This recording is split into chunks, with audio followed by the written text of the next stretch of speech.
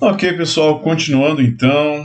Sei que está cansativo, pessoal, mas é o conteúdo. Tenho que passar para vocês, não posso deixar para outro momento, é agora. Tá? Mas está acabando, tá? Vamos com paciência, devagar. Cansou? Dá uma pausa, depois você volta, mas não deixe de assistir a aula, por favor. Vamos lá então.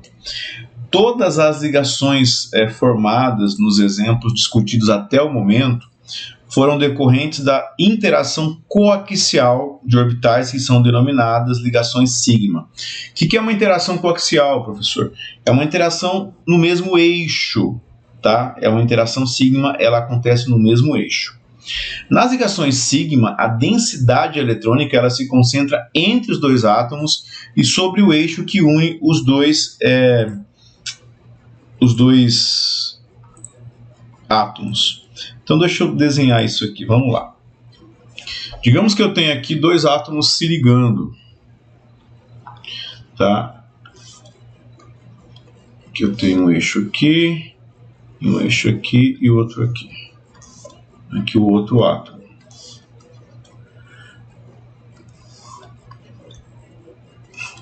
Então, quando a ligação é sigma, os orbitais eles vão se interagir aqui no mesmo eixo. Ó.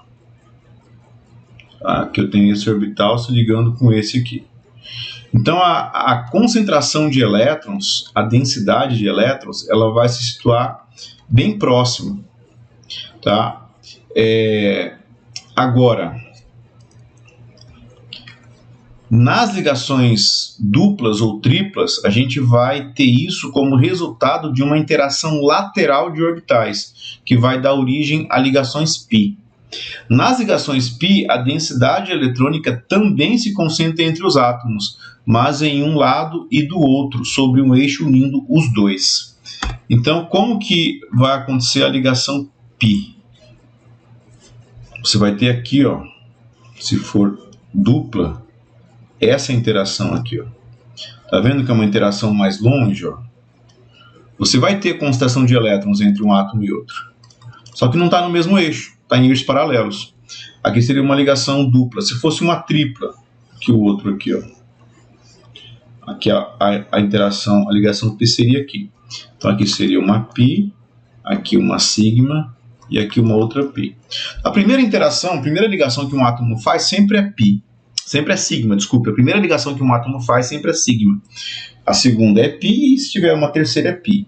Então se eu tenho, por exemplo, aqui o CO, que é o que nós estamos fazendo. Uma é π e a outra é sigma.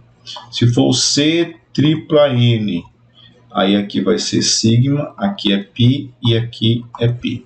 Se for o O2, uma é π e a outra é sigma. E assim por diante. Se for só ligação simples,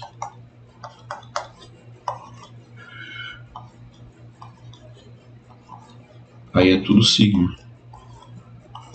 Ok? Bom, a geometria da molécula, ela é determinada pela ligação sigma, tá? E pelos pares isolados. E a ligação π não determina a geometria de molécula, tá? Mas ela diminui o tamanho dessas ligações. Vamos aqui então usar como exemplo, primeiro exemplo, o CO2, que é o gás carbônico, tá? A gente sabe que o carbono é tetravalente, faz 4 ligações, o oxigênio é bivalente, faz 2 ligações, bivalente. E aí nós temos aqui a fórmula estrutural e o desenhozinho de uma molécula.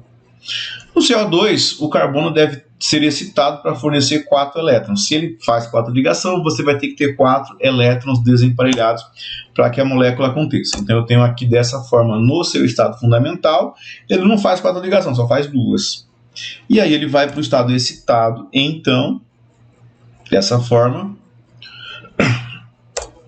E aí eu tenho que ter um desemparelhamento de elétron para que ele faça 4 ligações.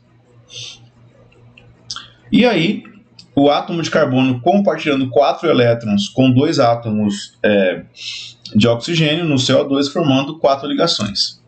Aqui eu tenho dessa forma. E então, aqui as 4 ligações. A hibridização que vai acontecer aqui, a ligação sigma, vai ser entre eu tenho que juntar um orbital S e um orbital P. Para mim tem uma hibridização SP, que é essa daqui, e a ligação vai ser sigma SP do carbono com o P do oxigênio. E os dois P que sobraram são ligações π, que são ligações π que são sempre pp. Tá?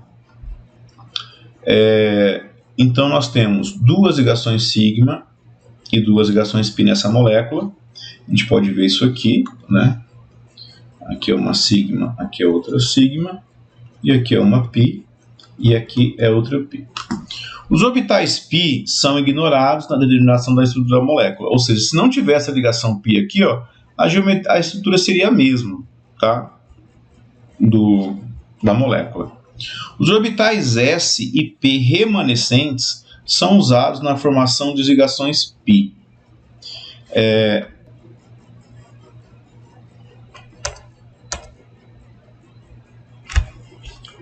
Então, os orbitais S e P remanescentes, eles são usados na formação de ligações sigma. Esses orbitais, eles podem estar hibridizados, de modo que os dois orbitais SP estejam apontando em direções opostas. Vou mostrar na figura que vai estar na frente. Tá? Aqui os orbitais híbridos SP, que foram formados aqui pelo S e pelo P, eles vão estar apontando em direção opostas. E aí, se você tem dois orbitais apontando em direções opostas, segundo a teoria da repulsão dos pares eletrônicos da camada de valência, tá? Esses dois orbitais eles vão se orientar de modo a ficarem o mais afastados possíveis um do outro. Então, se eu tenho dois, o máximo que eles vão ficar um do outro é isso aqui, que vai me dar um ângulo de 180 graus. Tá? Esses dois orbitais interagem com os orbitais P, dos dois átomos de oxigênio, fazendo a ligação, formando uma molécula linear, com um ângulo de ligação de 180 graus. E os orbitais 2py e 2pz do carbono, que foram usados para formar as ligações π, eles vão estar situados a 90 graus. Também vou mostrar isso na figura próxima, tá? Da ligação sigma. Eles ficam a 90 graus da ligação sigma. E vão interagir, então, lateralmente com os orbitais π dos átomos de oxigênio para formar as suas ligações π. E a formação dessas ligações π diminui a distância, como se tivesse uma força maior ali, né, na ligação, só que não altera a estrutura da molécula. Então tá aqui, ó, o carbono, aqui os dois orbitais hibridizados aqui em sp, tá? E esse aqui não hibridizou, não foi necessário, vai fazer a ligação π. E aqui os oxigênios, tá? Que também eu não mudei a cor deles aqui porque eles não hibridizaram. E aí, só para você ver essa animação, tá? Ver que, né, você tem um ângulo de 90 graus aqui entre um eixo e outro, e aí acontece a ligação. Então aqui no meio, no mesmo eixo, eu tenho aqui ligação sigma, que é a ligação coaxial, acontece no mesmo eixo. Uma ligação sigma SP P aqui do oxigênio, SP do carbono com P do oxigênio, e aqui a mesma coisa. É essa ligação aqui, ó. Ligação sigma SP P do carbono com oxigênio. Está no mesmo eixo, são ligações sigma. Já a ligação π, ela vai acontecer em eixos paralelos, né? Não no mesmo eixo. Aqui é uma ligação sigma, é π, pp, e aqui é uma outra ligação π, pp. Ligação π sempre é pp. É até redundante colocar aqui o π é pp. Tá? Sempre vai ser em orbitais, tá? Paralelos, não no mesmo eixo. E a distância aqui, ó, é de 90 graus entre os orbitais sp e o orbital π, que está aqui no slide anterior. Tá aqui, ó, os orbitais 2py e 2pz, que não hibridizaram, né, do carbono que foi usado para formar a ligação π, eles estão situados a 90 graus da ligação sigma e vão interagir de que forma? Lateralmente com os orbitais p aqui do átomo de oxigênio. Aqui um orbital p, um dos orbital p aqui do oxigênio, aqui o outro. Então eu tenho essas quatro ligações, ó, essa daqui, que é essa outra aqui, que é essa outra sigma, e essa π aqui, e essa outra π aqui. Então, voltando aqui ao desenho da molécula, eu tenho isso aqui então, né?